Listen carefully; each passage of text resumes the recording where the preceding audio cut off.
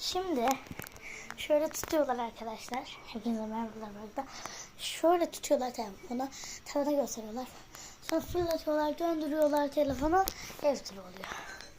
Ben şöyle deneyeceğim. Atıp böyle. Hatta böyle inşallah telefonum kırılmaz. Allah. Yukarı atamadım ki ben. Ben yapamadım. Bir daha deniyorum. Oldu mu? Arkadaşlar o kadar sevinmiştim ama yine olmamış. 1, 2, 3. Olmadı bence. Bir daha deniyorum.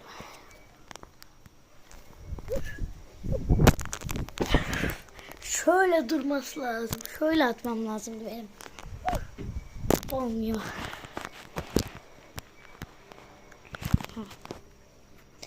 Bir, iki. Anne.